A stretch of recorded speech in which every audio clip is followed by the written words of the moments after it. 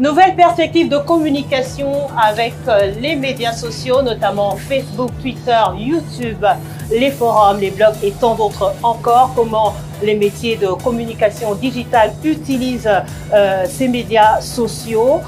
C'est quoi la vente en ligne? Quels en sont les avantages et inconvénients? On en parle justement dans F à la une de ce jour avec une habituée de ces outils. Il s'agit de Maggie Lota Essilé, à qui nous souhaitons la bienvenue sur ce plateau. Bienvenue madame, merci d'avoir répondu à notre invitation. Bonjour madame. Bonjour. Bienvenue à vous. Merci. Merci, vous pouvez prendre place. Merci. Je vous salue quand même. Bienvenue chez nous. Merci. Voilà, prenez place.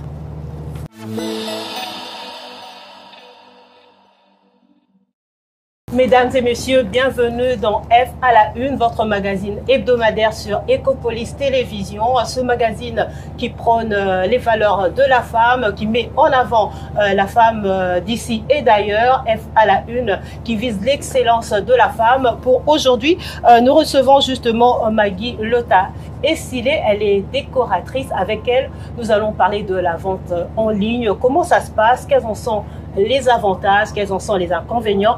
On en parle justement aujourd'hui. Bonjour madame, bonjour Maggie. Bonjour Arlette. Alors, justement, je vais vous présenter. Vous êtes décoratrice d'intérieur et d'événements. Oui. Vous êtes également formatrice dans ce secteur. Oui. Vous chapeautez, vous êtes en quelque sorte CEO de beaucoup d'autres plateformes, notamment Milulu ya Congo et puis Zando ya Feti. Oui. Est-ce que vous pouvez nous faire une brève présentation de vous? Au fait, donc comme vous l'avez dit, je suis décoratrice d'intérieur et d'événements. Oui. C'est vraiment une passion parce que je suis... En fait, j'ai commencé, toi tu connais, je suis économiste de formation aussi. Oui. Mais comme la déco était une passion, je suis allée à l'académie, j'ai aussi suivi la formation de décoratrice, d'architecte d'intérieur en fait. Et maintenant j'exerce les deux et je suis décoratrice d'intérieur et décoratrice d'événements.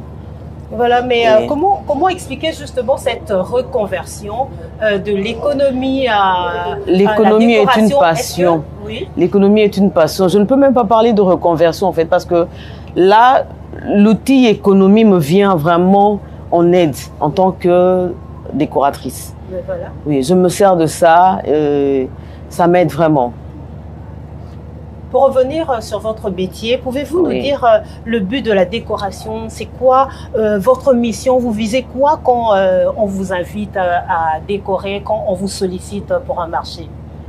Bon, donc en fait, lorsqu'on décore, c'est beaucoup plus pour satisfaire le client, c'est vrai. Mais moi, je me dis toujours, quand je décore un événement, par exemple, le but, c'est vrai, le client sera satisfait. Quand les invités viendront, ce sera waouh, une belle déco et tout. Mais quand il s'agit, par exemple, des mariages coutumiers, mariages en famille, moi, je me dis, Seigneur, quand les gens viennent, s'il y avait un conflit dans la famille, que ce soit une occasion de résoudre le problème, qu'ils se retrouvent ensemble, qu'ils se pardonnent, qu'ils se donnent encore une autre chance d'aller de l'avant, en fait. C'est pour moi, c'est ça. Le but, ce n'est pas tellement l'argent, ce n'est pas tellement, l'objectif n'est pas tellement financier. C'est vrai que il faut dans un bongo, oui, on va le payer, mais quand je prie, je dis Seigneur, s'il y a des problèmes dans cette famille, tant que le problème soit résolu.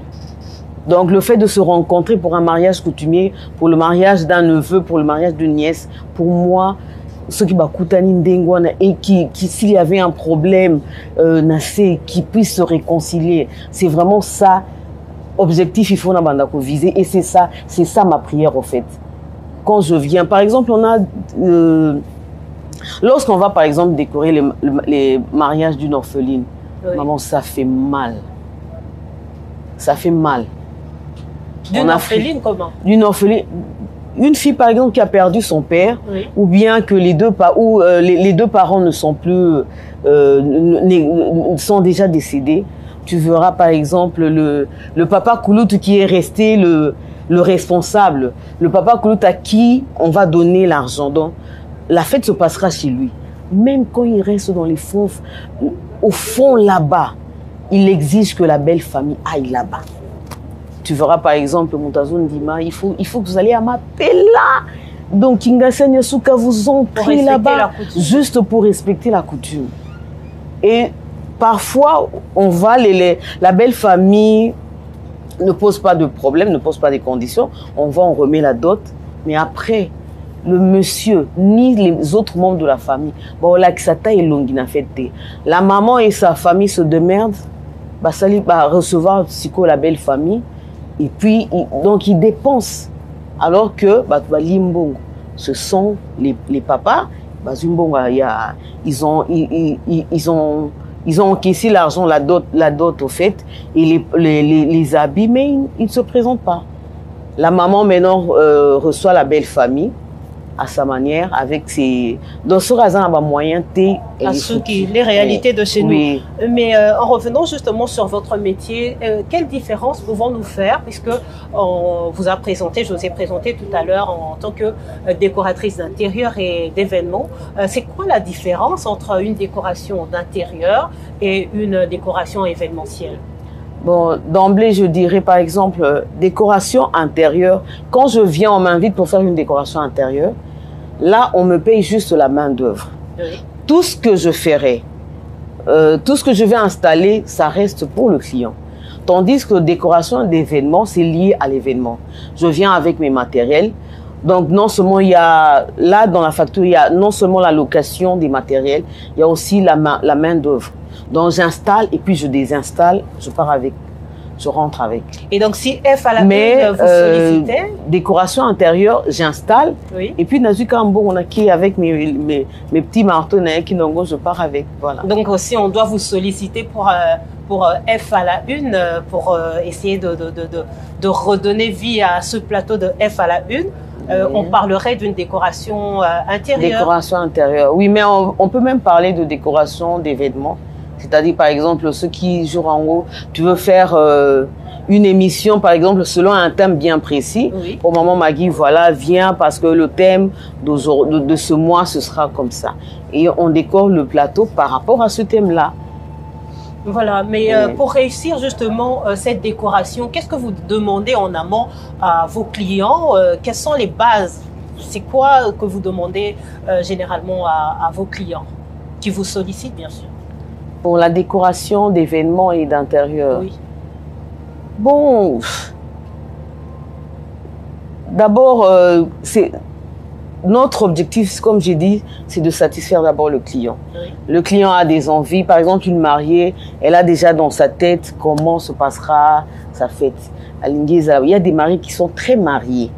C'est-à-dire, elle ne s'intéresse même pas à ce que vous allez faire. La déco, c'est pas son problème. Au monde, il y a l'immense foutiste. Oui. Donc, c'est sa maman qui s'occupe de tout. Ce sont ses frères, ses sœurs qui s'occupent de ça. Elle est là, elle joue le rôle de la mariée à Yébité. Elle va faire quoi? Italiété. Donc, tu te débrouilles. Là, vraiment, la décoratrice, elle a la carte blanche, elle fait tout ce qu'elle veut. En fait. Mais il faut les aller bien.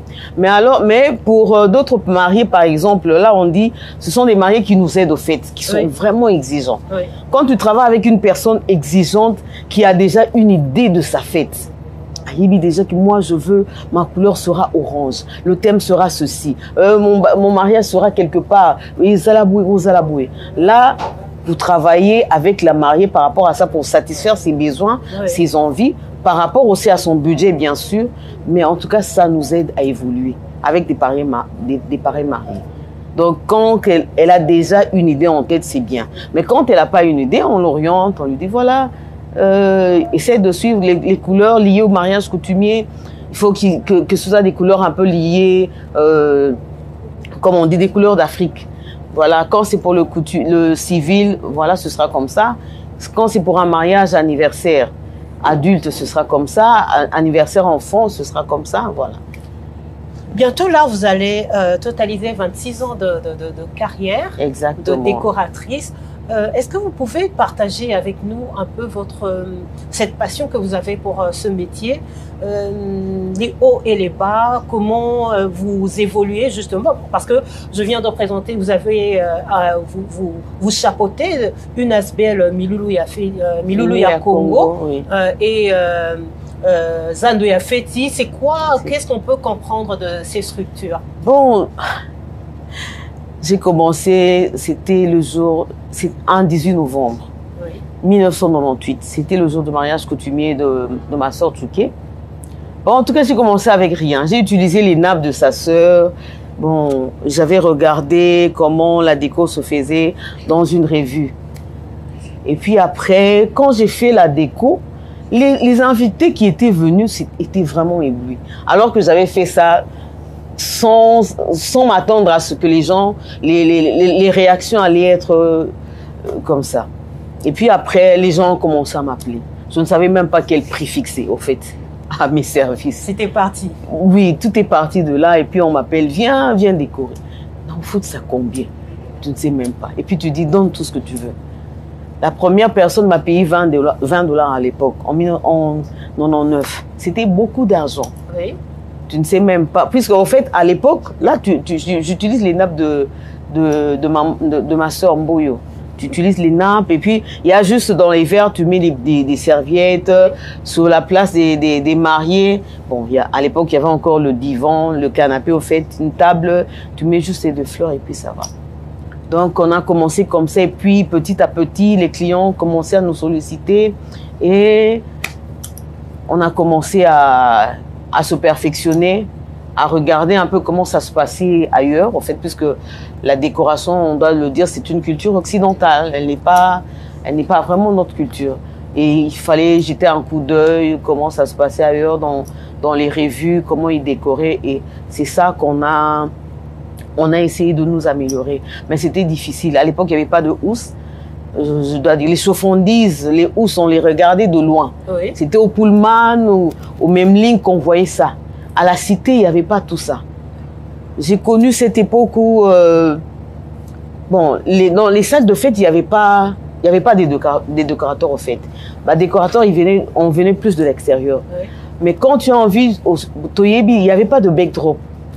Donc, système d'Ngekomasiko, il y a un peu une structure métallique où on boit et puis vous venez, vous mettez les tissus, vous drapez. À l'époque, il n'y avait pas ça. On ne pensait pas à ça, au fait. Et vous voyez déjà que le backdrop pour vous, c'est le mur de la salle. Oui. Et quand le gérant te dit, maman, c'était un mur.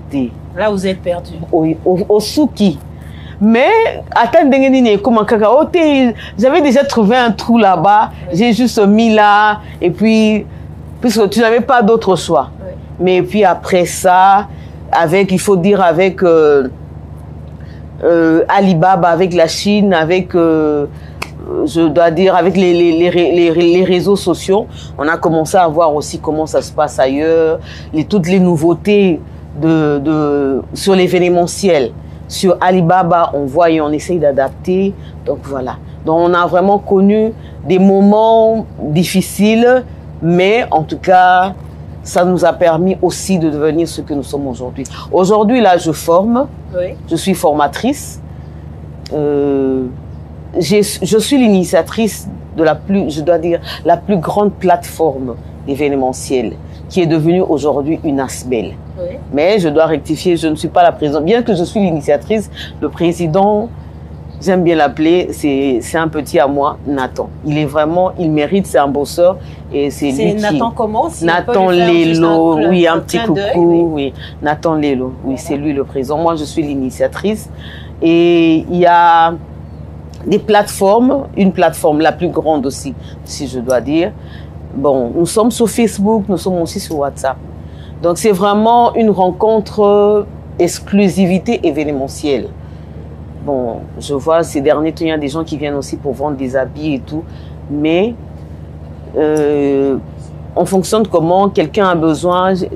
J'ai besoin de chez Stéphanie. J'ai un événement à tel secteur. Et le fournisseur qui est, par exemple, à Lemba-Sopan, je suis là. Voilà. Donc, c'est vraiment un marché. On appelle ça Zandoya Feti. C'est vraiment un marché. Aujourd'hui, c'est même un site web Et il y a aussi un annuaire, en tout cas, qui verra le jour bientôt, toujours avec le nom de Zando Yafet. Voilà. Et le site web, je l'ai voulu un peu un site web e-commerce. Oui. Genre Alibaba, bien que le webmaster ne m'a pas satisfait complètement, mais le site web existe déjà, Zando Yafet. Mais qu'est-ce qui manque justement pour que vous soyez satisfaite? Qu'est-ce qui manque bon, la petite chose comme je ne suis pas vraiment du domaine, je lui disais que je voulais que ce soit vraiment Alibaba. Dans le style Alibaba, le style Amazon. Oui, mais Made in Congo. Bon, il a fait ça. Et puis on est venu me dire, bon madame, avec le temps, je crois que c'est un site, il a utilisé le terme dynamique. Avec le temps, on va changer booster, selon vos besoins et tout. Donc voilà. Voilà, on poursuit avec F à la une.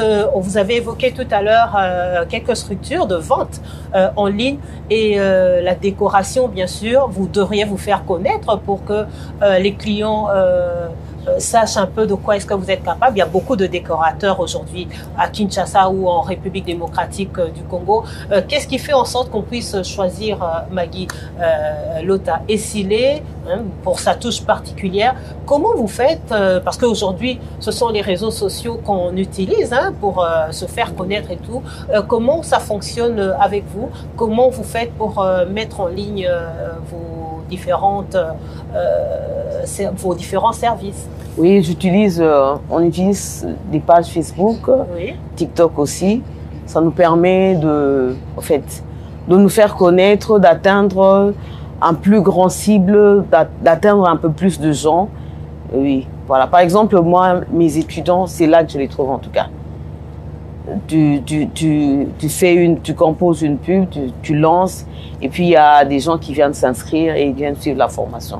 De la même manière avec certains clients, il y a des habitués, des clients fidèles oui. qui ont déjà ton numéro, qui connaissent ton adresse, qui viendront sans qu'ils soient au fait boostés par une publicité. Mais il y a d'autres clients qui sont sur Facebook, mais qui ne te connaissent pas aussi. Quand il va quelque chose, madame, est-ce que vous ne pouvez pas nous reproduire ce que vous avez fait? Puisqu'au fait,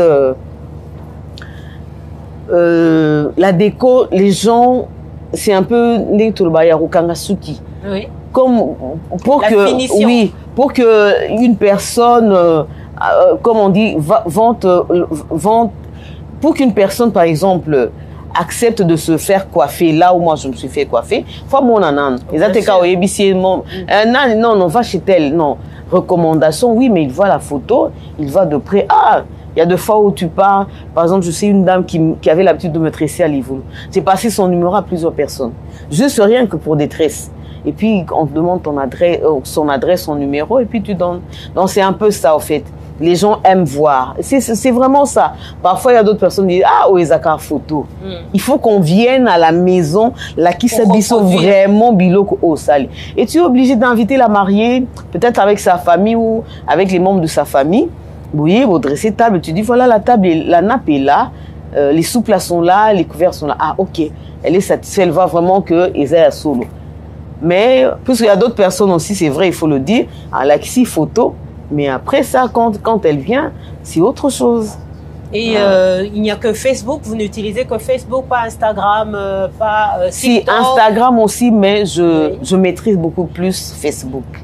Je maîtrise Facebook avec, je dois dire, tous les déboires que nous rencontrons dans Facebook. En tout cas, je commence à me dire, mais est-ce que Zuckerberg, il peut pas faire des bureaux presque dans tous les pays, en fait. Puisqu'il y a deux fois, tu boostes, auparavant, c'était quand tu boostes pour $1. Oui. C'est parti. Vraiment, en tout cas, Facebook t'aide à atteindre le plus de gens. Mais maintenant, avec $1, c'est comme si tu n'as rien fait. Et puis, quand tu fais ça, par exemple, pendant pour un budget de $30, et parce qu'on paye pour payer, on commence avec c'est $1 par jour en fait, oui. le seuil. Oui. On commence avec $1. Et quand tu dis bon 30 jours, ça fait $30. Parfois $30 c'est beaucoup d'argent aussi. Oui. Et qu'aussi là, sans que tu n'aies des résultats vraiment. Hein. mais il faudrait ajouter un peu plus d'argent, faire un peu plus... agir d'une autre façon, en fait. Et le problème, par exemple, que nous connaissons, moi je connais, il y a aussi un problème avec Facebook, c'est que l'algorithme change à tout bout de champ. Le lobo Vandi Boye, au monde, ils ont changé. L'interface change. Tu vois, donc tout le temps. Et il faut s'informer. Quand tu n'es pas informé, tu es vraiment perdu. Donc, il faut mettre un budget, par exemple, de $5 par jour pour bien vendre. Oui. Mais dites-nous quand même, entre nous, est-ce que c'est quand même avantageux de vendre en ligne? Oui, c'est avantageux. Oui. C'est avantageux, en tout cas, ça nous permet d'atteindre le plus grand nombre de personnes. Mais le problème, c'est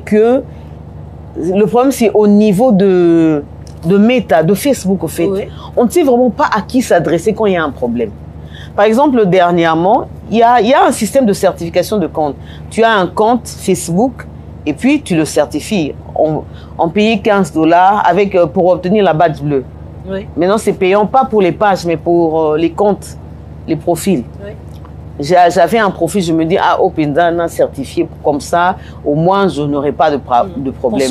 On nous montre des avantages, voilà, tu peux causer, parce que la plupart des personnes, au fait, Facebook fonctionne beaucoup plus avec les machines. Oui. Donc, quand il y a une punition, par exemple, on restreint ta page, on t'empêche de publier pendant un mois parce que tu n'as pas respecté les standards de la communauté. Ce ne sont pas des êtres humains qui font ça, ce sont des machines, en fait. Oui. La machine, l'algorithme est programmé comme ça. Alors, on se dit, je me dis, voilà, non, certifié à ta compte, non, parce que je ne peux pas le faire avec tous les comptes. Non, certifié à ta moko, comme ça, au moins, ça va me permettre. Mais après, tu fais juste un petit coup. Le compte certifié, mais on le publie pendant 3 jours, tu ne publies pas. Mais c'est un peu bizarre parce que là, mais c'est ça. Donc, on ne peut pas nous punir de n'importe quelle manière. Et puis $15, c'est beaucoup. Mais c'est ça. Et puis, pour tu te retrouves comme ça, page restreinte, donc c'est vraiment compliqué. Il y a 2 fois où... Et puis le problème... problème peut m'ousser sur les Africains, en fait, parce que nous n'aimons pas lire. Oui. Facebook met à jour l'algorithme, mais il nous certifie. C'est que parfois, on se fie aux... Comment je peux les appeler? Aux community managers, à ceux qui donnent des formations pour le marketing digital. Mais ils doivent, au fait, faire des mises à jour chaque jour. Voilà. Tu peux aller, voilà, mais aussi, c'est quoi? Parfois, il ne sait pas te répondre. C'est justement la question que vous allez poser. Est-ce que vous êtes entouré d'un manager community? Est-ce que vous oui, mais parfois, ils sont aussi limités. Là, je dois le dire. C'est pourquoi moi, je dis, est-ce que Metako, ça l'a raté par moment? Des formations, même chaque 6 mois, pour faire des mises à jour pour toutes ces personnes-là. Puisqu'en fait, l'algorithme change, mais ces gens-là restent statu quo. Oui. Et ce sont eux qui sont censés nous aider, nous. Oui. Mais parfois, tu es obligé toi-même, pour essayer d'être à la page, au fait. Oui. Donc, c'est vraiment un peu compliqué. Pour ne pas se faire duper. Justement, donc la vente en ligne, c'est un avantage pour le commerce, pour exposer les produits. Un avantage, oui. Surtout au début, Mexico, on est avec le montant de la pub qui monte, là, ça devient un peu compliqué. Oui. Voilà. Mais parlez-nous un peu de cette formation, puisque c'est F à la une, la femme congolaise, la décoration, ça concerne tout le monde. Hein. Oui. La décoration n'a pas de sexe. Mais puisque nous sommes dans F à la une, comment vous faites-vous pour motiver la femme congolaise particulièrement à essayer de bouger? Qu'est-ce que vous dites à ces femmes qui se disent qu'il n'y a rien à faire, je ne saurais rien faire, bon, il n'y a pas de travail, je ne sais pas trouver du boulot, je vais faire ma demande, mais personne ne m'appelle. Comment vous motivez ces femmes, la femme congolaise? Bon, en tout cas, tout le monde doit... En fait, il faut vivre de sa passion, faire ce que tu aimes faire. Oui. Puisque tu ne te réveilles pas le matin et puis tu te dis, parce que je viens de finir à l'UPC, j'ai fini à l'Unikin, comme il n'y a pas de boulot, au fait, et puis je me lance dans la déco. On voit ça, et puis après, au Monimoto, à Katani. Donc, au fait, il faut vivre de sa passion, faire ce que au Penza, ce que tu es capable de faire, au fait. Oui. Donc, c'est vraiment ça. En tout cas, il y a beaucoup de domaines, moi, je dois dire, qui sont inexploités. Je peux te donner un petit exemple, par exemple. Tu vois les chaises Tiffany OK Place. Oui, oui. Les chaises Tiffany sont maintenant produites ici. Oui. En fait, c'est une initiatrice qui émane de moi. Je ne connaissais personne qui est OK Place. Oui. Je n'ai pas de famille là-bas, je n'ai pas quelqu'un qui travaille là-bas. Mais un jour, j'ai touché les chaises jardin fabriquées par OK Place. C'était dans un magasin, je regarde comme ça, je dis, ah, mais cette matière, mais c'est la même que qu'on utilise pour les Tiffany oui. qui viennent de Chine. Oui. Mais pourquoi on doit importer ça alors que on peut produire ça ici?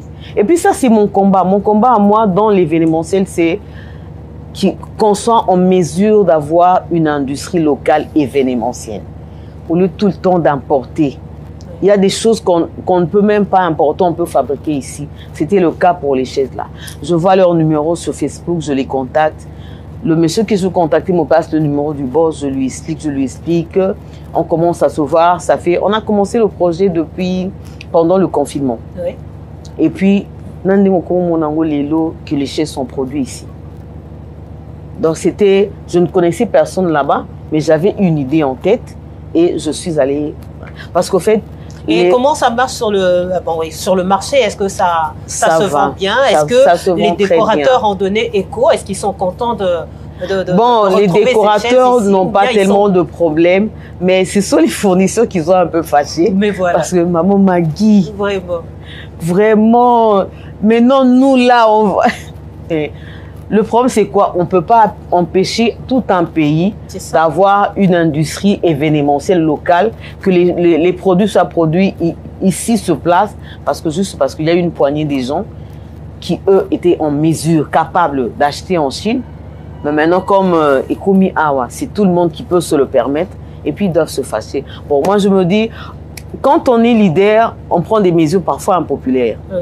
Cette mesure-là, je sais que ça n'a pas plu à tout le monde.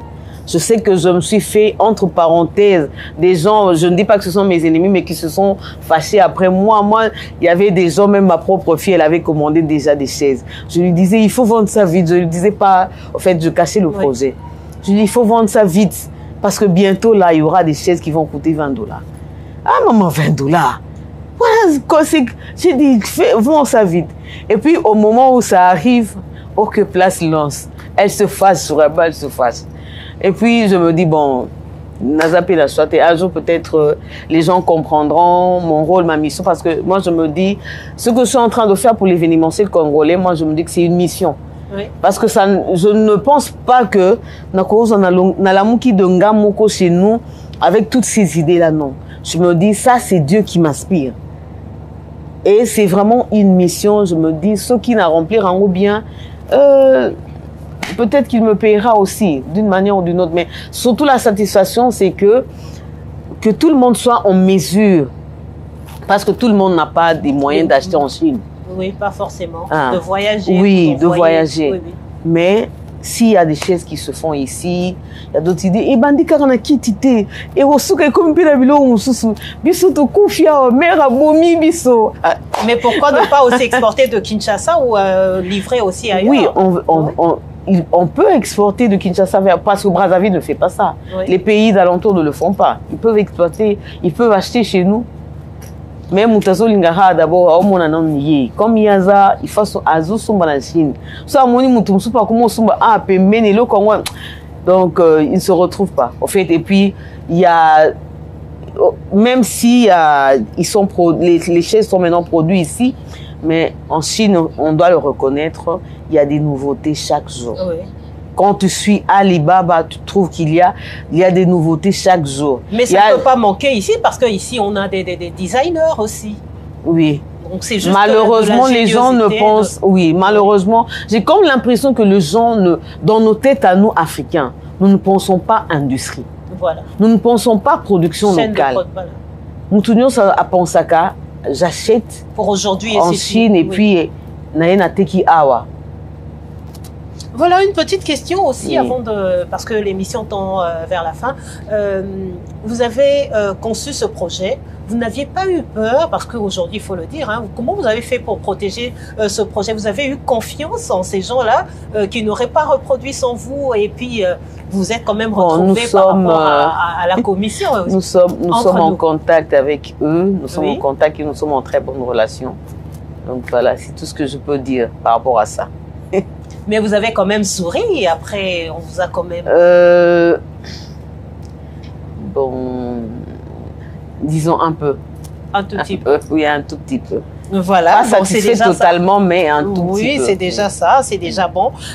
Voilà, c'est F à la une. Votre impression pour un mot pour la fin, pour la femme congolaise encore, pour l'émission F à la une qui vous reçoit pour Ecopolis Télévision et pour les jours à venir en République démocratique du Congo? Bon, j'aimerais par exemple parler non seulement au gouvernement, mais aussi à tous les parents. Moi, j'ai jamais été pour un diplômé, quelqu'un qui termine ses études, qui vient d'avoir son diplôme, au fait, qui décroche son bac et qui va directement à l'université. Moi, je me dis, la première année, ça peut constituer, c'est vrai, Tobin, on est au chômage, mais il peut apprendre un métier ou bien le métier qu'il avait déjà, il peut encore essayer de le perfectionner. Oui. Et puis après, il va à l'université. Parce que les gens vont à l'université, mais après, la plupart des étudiants qui viennent apprendre la décoration, ce sont des licenciés. Tu vois, quelqu'un qui vient, qui a fini à l'UNIKIN, qui a fini à l'UPC, et puis après, avant, on dit peut-être on avait promis du travail à Zuite et puis à Yé, maman, l'accent kaka. Donc, c'est pas tellement aussi sa passion. Oui, oui. À Yé kaka, parce que le pays est comme ça. Donc, l'économie, ça va déjà très mal, mais ça les a été. Et puis, il n'y a pas utile à quelque chose. Et moi, je me dis, si seulement chaque parent devait faire en sorte que envoyer un enfant, il y a de ceux qui sont des bureaucrates au fait. Oui. Il n'est pas obligé, il y a des personnes qui ne sont pas obligées d'apprendre un métier. Et au côté, mais il y a d'autres qui ont les métiers. Et des personnes pareilles, vous les envoyez à l'université, à qui avant, depuis 6 ans, 7 ans après, il revient encore comme peut-être son genre de monnaie, comme ceci, non. Il y a des gens, mais même pour se développer, même pour que l'industrie se développe, on doit apprendre à développer notre génie. Développer le génie qui se trouve en nous. Il y a en certaines personnes des dons qui n'ont pas demandé, des dons d'industrie, qui sont des génies, des dons de créativité. C'est ce qu'il faut d'abord développer. Mais comment faire justement, parce qu'il y en a quand une personne ne se connaît pas elle-même, ça sera compliqué. Comment faire un peu comme un cycle d'orientation? Quand on termine les humanités, on vous met quelque part et on essaie d'exploiter vos talents pour voir un peu. Ce sont les parents qui doivent encadrer d'abord leurs enfants. Oui. Ce sont les parents qui doivent encadrer. Puisque les parents connaissent mieux leurs enfants. Bon, à moins qu'ils aient peut-être la maman ou le papa en question, Azana Moutoukara, il faudrait me ramener un diplôme de doctorat, il faudrait me ramener un diplôme de ceci, il faudrait, voilà. Par exemple, je peux te donner l'exemple de Ibenge. Pour Ya Florent, sa passion c'était le foot.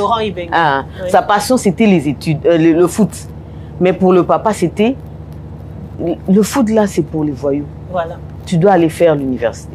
Et puis, il a fait l'université. C'est un économiste de formation. Oui. Mais après, maintenant, il vit de quoi? Il vit de football. Il est revenu sur son premier amour. Oui, c'est ça, au fait. Donc, on oriente, surtout les Africains, on oriente mal les enfants.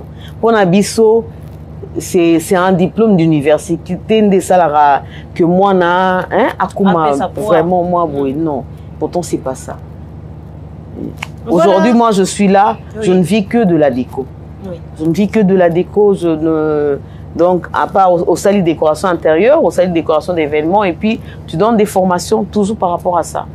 Et c'est la fin de cette émission F à la une, votre magazine hebdomadaire sur Ecopolis Télévision. Le plaisir était de nôtre. Nous avons reçu aujourd'hui Maggie Lota Essile. Elle est décoratrice intérieure et d'événementiel et événementiel, avec elle nous allons parler de la vente en ligne, les avantages et les inconvénients.